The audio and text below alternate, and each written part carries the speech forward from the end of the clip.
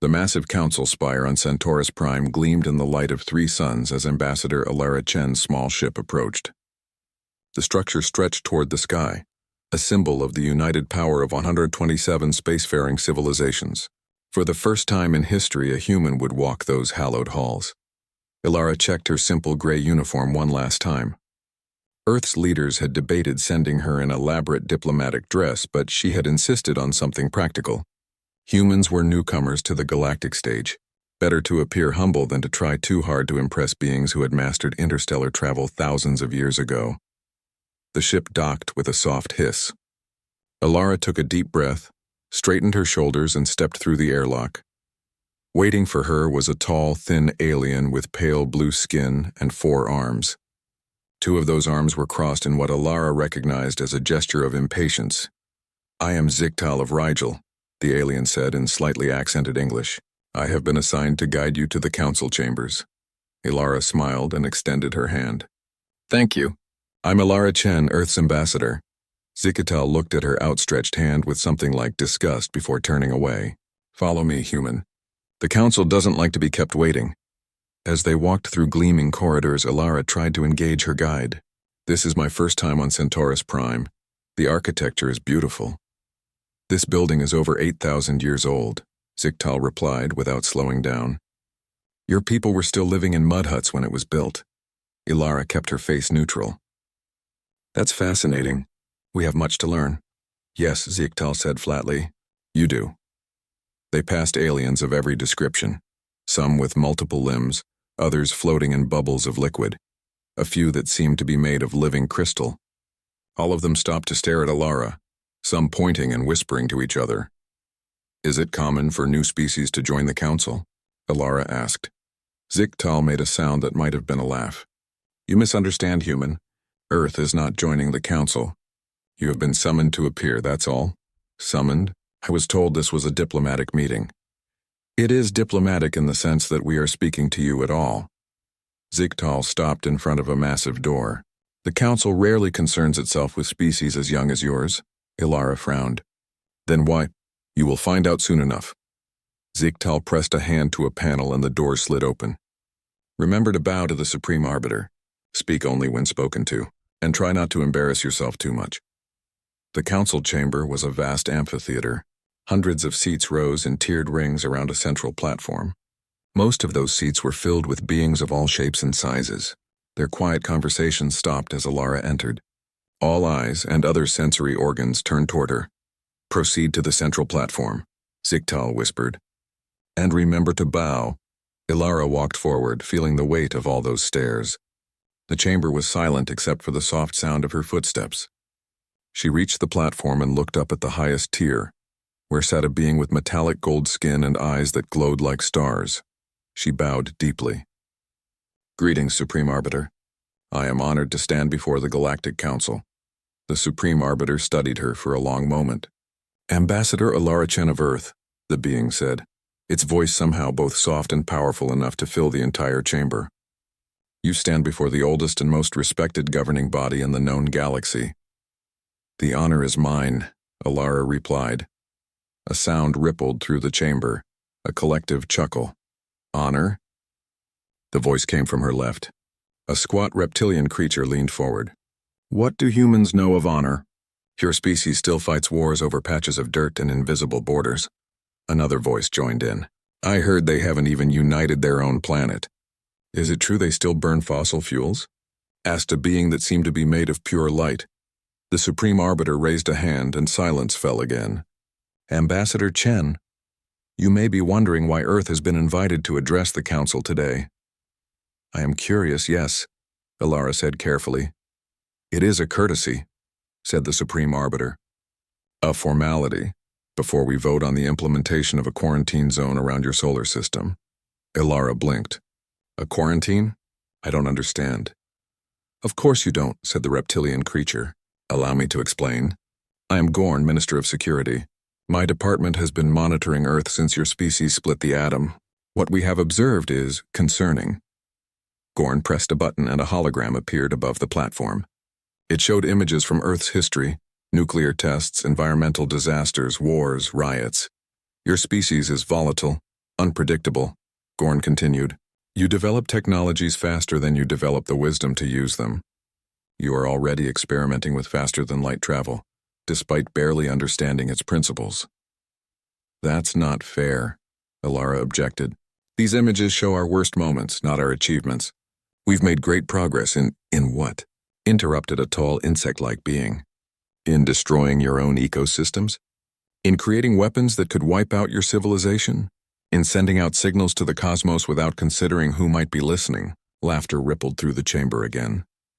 The quarantine is for your own protection as much as ours, the Supreme Arbiter said. Your species will be contained within your solar system until you demonstrate the maturity to join galactic society. This may take centuries or it may take millennia. The vote will take place at the end of today's session. Alara felt her face grow hot. With all due respect, Supreme Arbiter, Earth deserves a chance to present its case before such a decision is made. This time, the laughter was louder and more derisive. What case could you possibly present? Asked a being with dozens of tentacles. Your civilization is barely 5,000 years old. Most council members have personal gardens older than that. Nevertheless, the Supreme Arbiter said, tradition dictates that all species are permitted to address the council before decisions affecting them are made. Ambassador Chen, you may present Earth's case when the council reconvenes after the midday recess. Alara bowed again. Thank you, Supreme Arbiter. As she was led from the chamber by Ziktal, the sound of amused conversation followed her. That went well, Ziktal said sarcastically when the doors closed behind them. They've already made up their minds, Alara said. They invited me here as a joke, Ziktal didn't deny it. What did you expect? Humans are barely out of the trees by galactic standards. We're not as primitive as they think. Really? Ziktal gestured for her to follow him down a different corridor. The beings in that room come from civilizations that have mastered gravity manipulation, consciousness transfer, even limited time distortion. What could humans possibly offer that would impress them? Alara didn't answer.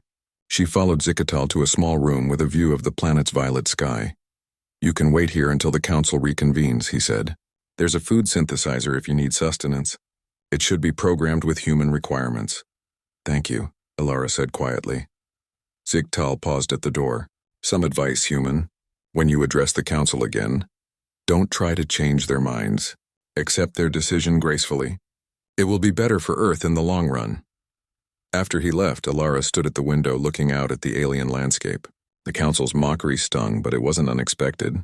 Earth's intelligence agencies had warned her that the galactic community might not welcome humans with open arms. What the council didn't know was that humans had been preparing for this meeting for decades. They had known about alien civilizations since the 1950s, when the first crashed ship had been recovered and studied in secret. While publicly denying the existence of extraterrestrial life, Earth's governments had been quietly reverse engineering alien technology. Alara reached into her pocket and felt the small device there. It was Earth's ace in the hole, a demonstration of what humans could really do when pushed into a corner. She smiled to herself. The council had laughed at her today, but they wouldn't be laughing for long. When the council reconvened, the chamber was even more crowded than before. Word had spread about the human ambassador and the proposed quarantine of Earth. Many delegates who normally skipped routine sessions had come to witness the spectacle. Tal led Alara back to the central platform. She could feel the excitement in the room, the kind of excitement people feel before watching a public humiliation. The council recognizes Ambassador Alara Chen of Earth, announced the Supreme Arbiter. You may now present your case against the proposed quarantine. Alara stood tall despite being physically smaller than most beings in the room. Thank you, Supreme Arbiter. Before I address the quarantine directly, I would like to present a proposal from Earth to the Galactic Council. Murmurs of surprise rippled through the chamber. A proposal? From humans? The very idea seemed to amuse the delegates. A proposal? The Supreme Arbiter's glowing eyes narrowed. That is unusual, but proceed. Alara took a deep breath. Earth proposes a collaborative deep space exploration initiative, targeting the uncharted regions of the Sagittarius Arm. For a moment there was silence. Then laughter erupted from every corner of the chamber. Even the Supreme Arbiter's mouth twitched in what might have been a smile. I fail to see the humor in my proposal, Ilara said calmly. A tall, elegant being with feathers instead of hair stood up. Allow me to explain, human. I am Thalavex, Grand Minister of Sciences. What you suggest is akin to a child who has just learned to swim offering to lead experienced divers into the deepest ocean trench. Exactly, called out another delegate. The Sagittarius arm has been partially explored by council races for over 3,000 years. And those parts that remain unexplored, added another, remain so because they are too dangerous or difficult to access with current technology. Technology that is far beyond what humans possess. Thalavex concluded with a dismissive wave of her hand. Ilara nodded. It's true that Earth's technology is younger than yours, but sometimes fresh eyes see what experienced ones miss. Humans have a unique approach to problem solving that could benefit the Council. And what approach is that? Asked Gorn, the security minister, with a sneer in his voice. Blundering forward without understanding the consequences? Adaptation, Ilara replied. Humans thrive in environments where others might fail because we adapt quickly to changing conditions. We find unconventional solutions because we haven't been taught that certain things are impossible. Pretty words, said a being that seemed to be made of living stone, but they mean nothing without evidence. The Grand Minister mentioned deep-sea diving, Ilara continued. Did you know that some humans can hold their breath for over 20 minutes and dive to depths of over 100 meters? Without any equipment at all? Our bodies naturally adapt to those conditions. A primitive biological trick, scoffed Thalavex. Any council race could engineer themselves to do the same if they wished. Most simply use technology instead. That's exactly my point, said Ilara. Humans look for solutions that don't always rely on technology. We use our biological advantages, our creativity, and our resourcefulness. A delegate from the middle tier let out a loud laugh. Is this your pitch, human? That you can hold your breath for a long time? More laughter followed. No, said Ilara. My pitch is that humanity has something valuable to offer the galactic community. We don't ask to join the council yet, we know we're not ready, but we ask for partnership rather than quarantine. Partnership. The word was repeated incredulously around the chamber. What could we possibly gain from partnering with humans? Perspective, Ilara said simply. A fresh approach to old problems. A delegate with the appearance of a giant upright praying mantis stood up. Ambassador Chen, I am Sithzok of Aldebaran. Our civilization was exploring the stars when your ancestors were still figuring out how to make fire. Do you seriously believe you have anything to teach us about exploration? Ilara met the alien's compound eyes without flinching. With respect, Delegate Zithzok, yes, I do. Earth's history is full of examples of less advanced explorers making discoveries that others missed. Name one, challenged Zithzok. In the early 20th century, a human named Amundsen reached the Earth's South Pole before explorers from more technologically advanced nations, because he studied and adopted the survival techniques of indigenous Arctic peoples rather than relying solely on technology. A quaint historical anecdote, Thalavex said dismissively. But it hardly applies to interstellar exploration, doesn't it? Ilara asked. The principles are the same. Sometimes the most advanced solution isn't the best one. Sometimes you need to think differently.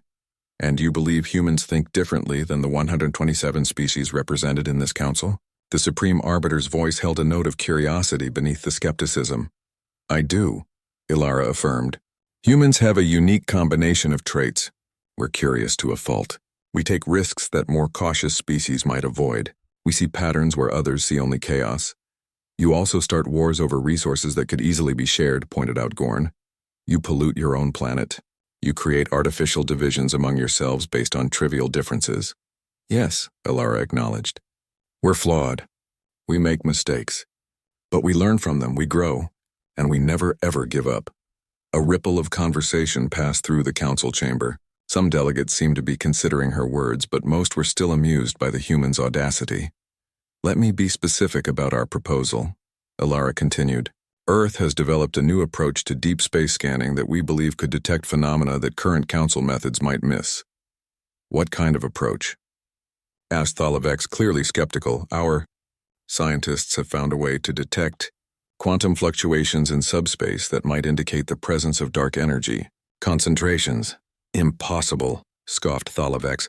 Subspace. Quantum fluctuations are too minute to be detected at interstellar distances. That's what our scientists thought too, Alara said with a small smile, until they did it. For the first time, there was a hint of uncertainty in the Grand Minister's expression. You're claiming that humans have developed technology that can detect dark energy concentrations from light years away? Not claiming, Alara corrected. Proving. We've already mapped several concentrations in the outer reaches of our own solar system. We believe these concentrations could be used to create stable wormholes for faster-than-light travel without the massive energy requirements of current council methods. Now, there was definite interest among some of the delegates. A few were leaning forward in their seats. Others were whispering to their neighbors, but Thalavex was not convinced. This is absurd. If what you say were true, it would represent a breakthrough that has eluded our best scientists for centuries. I find it hard to believe that humans, who still struggle with the basics of antimatter containment, have somehow leapfrogged over the entire council in this specific area of research. Believe what you wish, Alara said with a shrug. But the data doesn't lie, and we're willing to share our findings, if the council is willing to partner with us instead of quarantining us. This is preposterous, bellowed a delegate from the upper tiers. The human is clearly bluffing to avoid quarantine. If I may, said another delegate, this one with a soft, melodious voice, I suggest we ask the human for proof of these claims. If they can indeed detect dark energy concentrations as they claim, it would be a significant development. The Supreme Arbiter nodded. A reasonable suggestion? Ambassador Chen, do you have evidence to support your claims? I do, Alara replied. With the Council's permission, I'd like to demonstrate a small device we've developed. The Supreme Arbiter gestured permission. Proceed. Murmurs of amusement filled the chamber again. What kind of primitive device would the human produce? How embarrassing would this demonstration be? Ziktal, who had been standing quietly at the edge of the platform, watched with barely concealed contempt as Alara reached into her pocket. He had been assigned to babysit the human ambassador as a punishment for a minor diplomatic infraction. It was a humiliating assignment, and he couldn't wait for it to be over. Little did he know that his career was about to take a very different turn. As Alara pulled out a small, unimpressive-looking device from her pocket, laughter once again echoed through the chamber. It looked like nothing more than a simple metal cube no larger than the palm of her hand. This, Alara said, holding up the device, is what we call a quantum fluctuation detector, or QFD for short. It doesn't look like much, but appearances can be deceiving. Indeed they can, said Thalavex with a smirk. That looks like something a child might build as a school project. Alara smiled. Sometimes the simplest solutions are the most elegant. She pressed a small button on the side of the cube, ready to show the council exactly what humanity was capable of. The small cube in Alara's hand hummed to life. For a moment nothing seemed to happen, and several council members chuckled at what appeared to be a failed demonstration. Then suddenly the air above the device shimmered, and a three-dimensional hologram bloomed into existence. The laughter died instantly. The hologram showed a detailed map of what appeared to be star systems, but with strange glowing tendrils connecting them, connections that pulsed and shifted like living things. What you're seeing, Alara explained calmly, is a real-time map of dark energy concentrations in the sector surrounding Centaurus Prime. Thalavex, the Grand Minister of Sciences, rose from her seat and approached the platform. Her eyes were fixed on the hologram, her expression a mixture of disbelief and growing wonder. This is impossible, she murmured, circling the display. The resolution is far beyond anything our sensors can achieve. And yet here it is, said Alara. The Supreme Arbiter leaned forward. How does this device work, Ambassador Chen? The principles are complex, but I can simplify. Traditional sensors try to detect dark energy directly, which is like trying to see black ink on black paper. Our approach is different. We don't look for the dark energy itself. We look for the effect it has on the quantum fabric of space-time. Like seeing the depression a black hole makes in space, rather than the hole itself, murmured Thalavex. Exactly, Alara nodded. The QFD detects minute variations in quantum fields that indicate the presence of dark energy streams. But the power requirements for such sensitivity would be enormous, objected a delegate from the lower tiers. That small device couldn't possibly contain enough energy. That's the beauty of our approach, Alara said. It doesn't need much power. The QFD uses a passive detection method that requires less energy than lighting a small room. Zichtel was staring at the device with undisguised shock. As a Rigelian, he prided himself on his people's technological achievements. Rigelians had been among the first species to develop artificial gravity and inertial dampening fields. But this was beyond anything he had seen before. Ambassador, the Supreme Arbiter's voice cut through the murmurs filling the chamber. If what you're showing us is genuine, it represents a significant technological achievement. It is genuine, Alara assured him. And it's just one application of the principles we've discovered. What other applications have you developed? Asked Thalavex, unable to hide her curiosity. Alara smiled slightly. The most promising is a new form of propulsion that utilizes these dark energy streams. She pressed another button on the device. The hologram changed, now showing a ship design unlike anything the Council had seen before. It was sleek and simple, with no visible engines or propulsion systems. By tapping into these natural flows of dark energy, we can achieve faster-than-light travel using a fraction of the energy required by current methods. The chamber erupted with voices. Some delegates were demanding more information, others were expressing skepticism, and a few were calling for an immediate examination of the device. Silence, commanded the Supreme Arbiter, and the room quieted instantly. Ambassador Chen, are you claiming that humans have already developed faster-than-light technology independent of established Council methods? Yes, Alara said simply. We call it the stream drive. It doesn't push against space like conventional FTL drives. Instead, it allows a ship to be carried along existing dark energy currents like a boat riding a river. Have you tested this technology? Asked Gorn, the security minister. His earlier mockery was gone, replaced by intense interest. We have. The ship that brought me here is equipped with a prototype stream drive. This caused another stir among the delegates.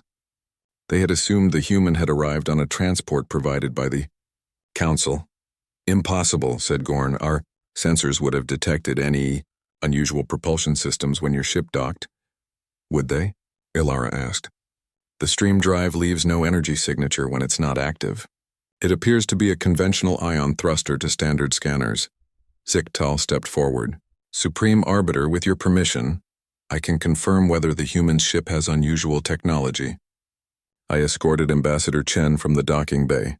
The Supreme Arbiter nodded. Proceed, Zichtel of Rigel. Zichtel turned to Alara. Your ship is in docking bay 7, correct? It is. He tapped a command into a small device on his wrist. A moment later, a holographic display appeared in front of him, showing technical readouts of Alara's ship. Initial scans show nothing unusual, he admitted. But he tapped more commands and the display changed. Wait, there's something strange about the power distribution system. It doesn't match any known configuration. That's because it's designed to channel energy to the stream drive when activated, Alara explained. The drive itself is hidden within what appears to be a standard maintenance compartment.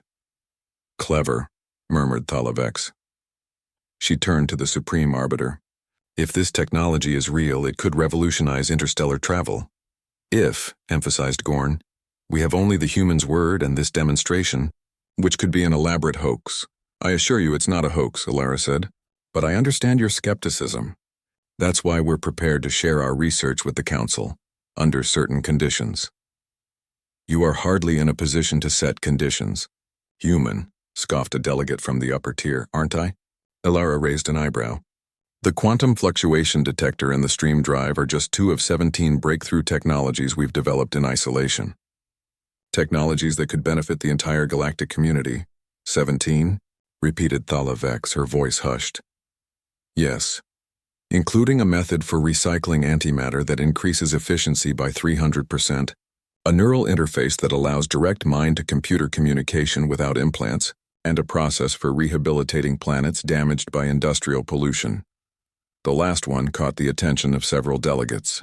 More than a few council races had worlds in their home systems that had been rendered uninhabitable by the early stages of their industrial development. And what are your conditions for sharing these technologies? Asked the Supreme Arbiter. Simple.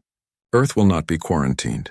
We will be recognized as a sovereign power with the right to explore beyond our solar system, and we will be treated as equals in any collaborative efforts. Equals? The word was repeated incredulously by several delegates. Your civilization is barely out of its infancy.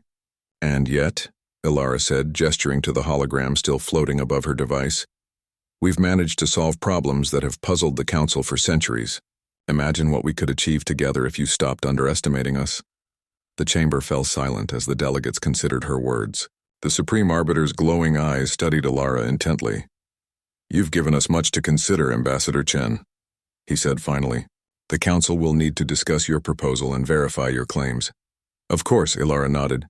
I expected nothing less. In the meantime, the Supreme Arbiter continued, the vote on the Earth quarantine will be postponed. This announcement caused yet another stir among the delegates. Postponing a scheduled vote was highly unusual.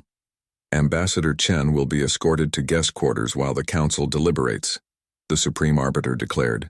Zikatal of Rigel, you will continue to serve as her guide. Zikatal bowed deeply. As you command, Supreme Arbiter. His tone was respectful now, very different from his earlier disdain. As Ilara was led from the chamber, the delegates broke into heated discussions. Some were already forming into groups based on their positions. Those who believed her claims and wanted to learn more. Those who remained skeptical, and those who saw human technology as a potential threat. In the corridor outside, Zigtal walked beside Ilara rather than ahead of her. His posture had changed, becoming more deferential. Your demonstration was impressive, he admitted. I did not expect such advanced technology from humans. Many underestimate us, Ilara said. It's a mistake that has cost others dearly throughout our history. I begin to see that, Zigtal replied. The guest quarters are this way. They are more comfortable than the waiting room you were in before. As they walked, Ilara could feel the eyes of passing aliens on her. The looks were different now, curious, assessing, sometimes wary. Word of her demonstration had spread quickly. May I ask a question, Ambassador? Zigtal said after a moment. Of course. Why did your people develop these technologies in secret? Why not announce them to the galaxy as soon as you achieved them? Ilara smiled slightly. Would you have believed us if we had? Or would you have dismissed our claims as the Council initially did today? Zigtal was silent for a moment. I see your point, he finally admitted. We would not have believed you without proof. Exactly. And some technologies are too valuable or too dangerous to reveal without careful consideration. Humans have learned that lesson the hard way. They arrived at a set of ornate doors. Zikatal pressed his hand to a panel, and the doors slid open, revealing a spacious suite with views of the planet's violet sky. These are your quarters, he said. The Council's deliberations may take some time. Is there anything you require in the meantime? Just one thing, Ilara said. I'd like to send a message to my ship. Of course. There is a communication terminal inside. It is configured for human interfaces. Ilara stepped into the room, then turned back to Zigtal. Thank you for your assistance. I look forward to continuing our discussions. As 3 hours passed while the Council deliberated, Ilara used the time to rest and prepare for what would come next. She knew the Council would be deeply divided over her demonstration and proposal. Some would want to embrace human technology, others would fear it, and still others would want to steal it. All of these reactions had been anticipated in the briefings she'd received before accepting this mission. A soft chime from the door announced a visitor. Ilara composed herself and called, Enter. Zigtal stepped into the room. His demeanor had changed completely from their first meeting. Gone was the disdain and impatience, replaced by something approaching respect. Ambassador Chen, he said with a slight bow. The Council has completed its preliminary deliberations and requests your presence. Thank you, Zigtal, Ilara replied, rising from her seat. I'm ready. As they walked back toward the Council chamber, Zigtal spoke quietly. If I may, Ambassador, the Council rarely deliberates for so long on what they initially considered a routine matter. Your demonstration has caused quite a stir. I expected it might, Ilara said. Change is often difficult, especially for established powers. Indeed. Zigtal hesitated, then added, there are factions forming among the delegates. Not everyone is pleased with the direction the discussions have taken. I appreciate the warning, Ilara said, understanding the risk Zigtal was taking by sharing this information. When they reached the Council chamber, Ilara noticed immediately that the atmosphere had changed. The earlier amusement was gone, replaced by a tense, expectant silence. The Supreme Arbiter sat in his elevated position, his glowing eyes fixed on Alara as she entered. Ambassador Alara Chen of Earth, he intoned formally. The Council has considered your demonstration and your proposal. Alara bowed respectfully, saying nothing. We find ourselves intrigued by the technology you have shown us, the Supreme Arbiter continued. If genuine, the quantum fluctuation detector represents a significant advancement in our understanding of dark energy. However, we require more comprehensive proof before we can make a final determination regarding Earth's status. Gorn, the Security Minister, stood. The Council proposes a full technical inspection of your ship and the device you demonstrated today. Our scientist will analyze both to verify your claims. Alara had been expecting this.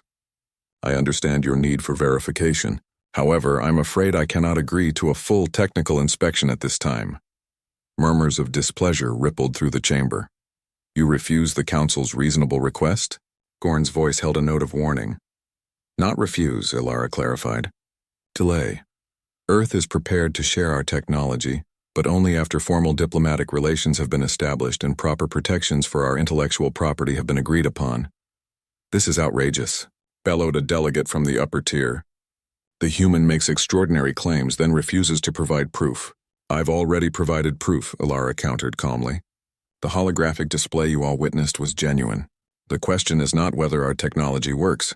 It's whether you're willing to treat Earth as an equal partner rather than a primitive curiosity. Thala Vex stood, her elegant features arranged in a diplomatic smile. Ambassador Chen, perhaps we can find a middle ground. What if we were to send a delegation to Earth instead? Your people could demonstrate your technologies in a controlled environment of your choosing. It was a clever proposal, one that appeared reasonable while actually giving the Council exactly what they wanted. Access to Earth's technology without any guarantees of fair treatment in return. An interesting suggestion, Alara acknowledged. And one Earth might consider, after the quarantine proposal has been officially withdrawn and Earth's sovereignty in interstellar matters has been formally recognized. More murmurs, these with a distinct note of frustration. You drive a hard bargain, Ambassador, said the Supreme Arbiter. Perhaps too hard. Without further verification, the Council cannot make a final decision on the quarantine. I understand, Alara said, and I respect the Council's position. However, Earth's position remains unchanged. We will not submit to inspections or quarantine. We came here hoping to establish mutual respect and cooperation. If that's not possible at this time, we are prepared to continue our technological development independently. You would defy the Council? Gorn's voice was incredulous. No species has ever, not defiance, Alara interrupted. Independence. Earth does not recognize the Council's authority to restrict our movements or development. We hope to join the galactic community as partners, but we will not do so as subjects. The chamber erupted in outraged voices. The Supreme Arbiter raised a hand for silence, but it took longer than before for the delegates to quiet down. Ambassador Chen, the Supreme Arbiter said, his voice grave. You should understand the implications of your position. Without Council recognition, Earth will have no protection under galactic law. No trade agreements, no diplomatic standing, no recourse if other species take hostile action against you. We understand the risks, Alara replied. But we also understand that respect is earned, not granted. Earth has much to offer the galactic community, but only on terms of mutual respect. She paused, looking around the chamber. I have been authorized to make one final offer. Earth will share the quantum fluctuation detector technology, not the devices themselves, but the scientific principles behind them, with any species that formally recognizes Earth's sovereign right to explore beyond our solar system. No inspections, no quarantines, just mutual recognition and scientific exchange. This caused another stir among the delegates. Many were clearly tempted by the offer. The Council does not operate on the basis of individual agreements between species, the Supreme Arbiter reminded everyone. We act as a unified body. Usually, yes, Alara acknowledged. But there are precedents for independent treaties when the Council is deadlocked on an issue. I believe Section 47, Paragraph 12 of the Council Charter specifically allows for such arrangements. There were surprised looks among many delegates. Few had expected a human to be familiar with the intricacies of Council law. The human is correct. admitted a delegate with the appearance of a large, floating jellyfish. Section 47 does allow for independent diplomatic relations when the Council has not reached a consensus. The Supreme Arbiter's expression was unreadable. Ambassador Chen, the Council requests time to consider your final offer. Of course, Alara said with a respectful nod. However, I must inform you that I have orders to depart within the next standard hour regardless of the Council's decision. Earth feels that we have made our position clear, and further delay would serve no purpose. This announcement caused yet another wave of consternation among the delegates. It was almost unheard of for a representative to leave before the Council had reached a decision. You would walk away from these proceedings? The Supreme Arbiter's glowing eyes narrowed. Not walk away, Alara corrected. Simply return to Earth to report on our initial contact. We remain open to further diplomatic discussions. The Supreme Arbiter conferred quietly with several delegates seated near him. After a moment, he addressed Alara again. Very well. The Council will convene an emergency session to discuss your offer. We will contact you before your departure time with our response. Alara bowed. Thank you, Supreme Arbiter. As she turned to leave, a voice called out from the middle tier. Ambassador Chen, it was the Proconsul of Tau Ceti, a respected elder statesman in the Council. Yes, Proconsul? Alara paused. Would your government be open to hosting a single observer from the Council? Not for inspection purposes, but as a diplomatic liaison to facilitate ongoing discussions? It was a genuine attempt at compromise, a face-saving measure for the Council while still acknowledging Earth's position. I believe that could be arranged, Alara said carefully. Provided the observer understands they would be present as a guest, not an overseer. Of course, the Proconsul agreed. A guest of Earth with all diplomatic courtesies. Alara nodded. Then yes, Earth would welcome such an arrangement. With that, she left the chamber, Ziktal once again at her side. In the corridor, Ziktal spoke quietly. That was unexpected. Few have ever challenged the Council so directly.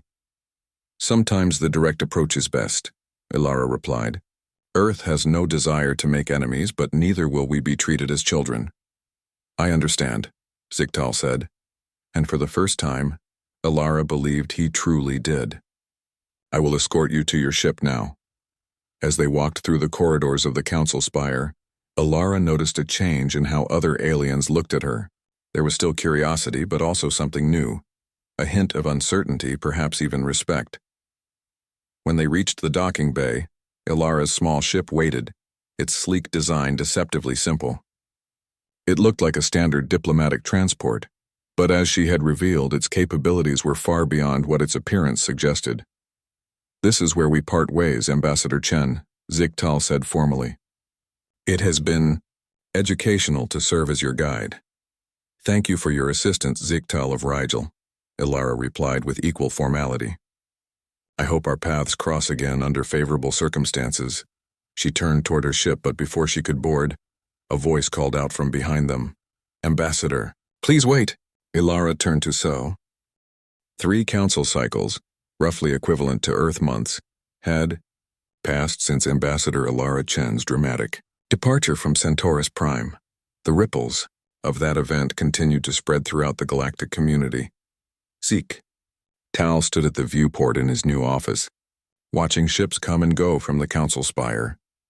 His promotion to senior diplomatic liaison had come as a surprise to many, but the Supreme Arbiter had been impressed by his handling of the human ambassador.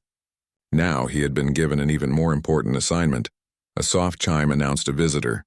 Enter, Zikatal called, turning from the viewport. A young Rigelian aide stepped into the room. Sir, the Supreme Arbiter has called an emergency session of the Council. Your presence is requested immediately. Did he say what it's about? Ziktal asked, though he had a suspicion. No, sir. But there are rumors. About Earth, Ziktal nodded. Thank you. I'll go at once. As he made his way to the Council chamber, Ziktal reflected on the changes of the past 3 cycles. Following Ambassador Chen's departure, the Council had fallen into bitter disagreement. Some factions had pushed for immediate military containment of Earth. Others had advocated for establishing diplomatic relations as quickly as possible to gain access to human technology. In the end, a compromise had been reached. The quarantine proposal was officially tabled, not rejected but not implemented either. A diplomatic mission was scheduled to visit Earth, though bureaucratic delays had pushed the trip back repeatedly. Meanwhile, Earth had made no further contact with the Council. Their silence was both puzzling and concerning to many Council races. The Council chamber was already full when Zigtal arrived. He took his place in the section reserved for diplomatic staff, noting the tense atmosphere. The Supreme Arbiter's expression was grave as he called the session to order. "Esteemed delegates," the Supreme Arbiter began, "we have received disturbing reports that require immediate attention. It appears that several member species have been engaging in unauthorized diplomatic and technological exchanges with Earth." A murmur ran through the chamber. Zigtal leaned forward, intrigued. "Minister Gorn will present the evidence," the Supreme Arbiter continued. Gorn stood, his reptilian features set in a scowl. 3 cycles ago, Ambassador Chen of Earth offered to share human technology with any species that recognized Earth's sovereignty. At that time, the Council decided to pursue a unified approach rather than allowing individual agreements. He tapped a control, and a holographic display appeared in the center of the chamber. However, our intelligence services have discovered that at least 7 Council races have secretly sent delegations to Earth since then. The display showed images of various alien ships in orbit around the blue-green planet that was humanity's home. Most concerning, Gorn continued, is evidence of technological transfers. The Arcturians, the Proxima Centaurians, and the Tau Cetians have all received quantum fluctuation detection technology from the humans. The Syrians and Procyons have obtained data on the so-called stream drive, and the Altarians and Vega Coalition have signed formal treaties recognizing Earth as a sovereign, interstellar power. The chamber erupted in voices. Some delegates were shouting accusations at those named by Gorn. Others were demanding explanations. Still others were calling for sanctions against the offending species. "Silence," commanded the Supreme Arbiter, and the room gradually quieted. "We will hear from the representatives of the accused species." The Arcturian delegate rose first. A tall, thin being with pale green skin and large, almond-shaped eyes, she showed no sign of embarrassment or shame. "The Arcturian Confederation makes no apology for establishing relations with Earth," she declared. "While the Council debated and delayed, we recognized an opportunity. The human quantum detection technology is genuine, and it has already revolutionized our deep space exploration capabilities." The delegate from Tau Ceti stood next. "We too have verified the human technology. It works exactly as Ambassador Chen claimed. More importantly, the humans have proven to be honorable trading partners. They have shared their knowledge freely, asking only for recognition and respect in return." One by one, the other delegates confirmed what Gorn had reported. None expressed regret for their actions, and all spoke highly of their interactions with humans. "This is a breach of Council protocol," protested a delegate from one of the older, more conservative species. "Independent treaties undermine our collective authority." "Perhaps," replied the Tau Cetian delegate. "But when the Council fails to act decisively, individual species must look to their own interests, and our interests are well served by partnership with Earth." "What of the other technologies Ambassador Chen mentioned?" asked Thalavex, the Grand Minister of Sciences. She had been uncharacteristically quiet until now. "The antimatter recycling process? The neural interface? The planetary rehabilitation method? Has anyone received information on these?" "The Vega Coalition has begun collaborative research with Earth on planetary rehabilitation," admitted the Vegan delegate. "Early results are promising. We believe we may be able to restore several previously uninhabitable worlds in our home system within the next decade." This announcement caused another stir.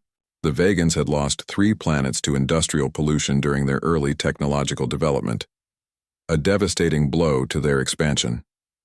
"And there's more," added the Syrian delegate.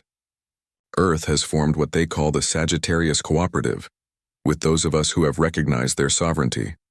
A joint expedition to the uncharted regions of the Sagittarius Arm is already being planned, using their stream drive technology. The very expedition Ambassador Chen proposed to the Council," noted the Supreme Arbiter. "Which we rejected.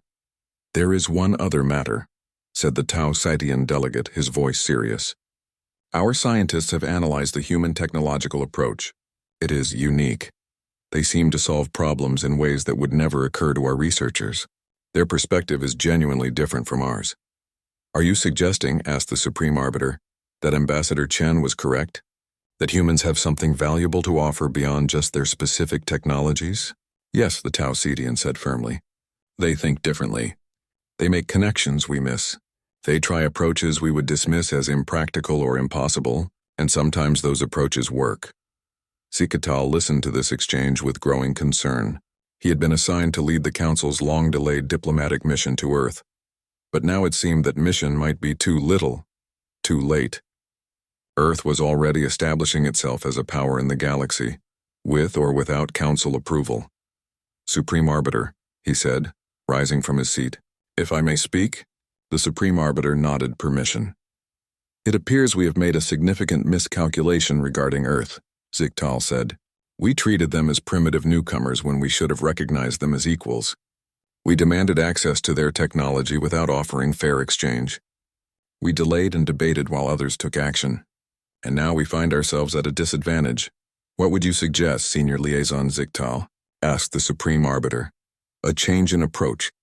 Instead of continuing to debate whether Earth deserves recognition, we should accept the reality that they have already achieved it through these bilateral agreements.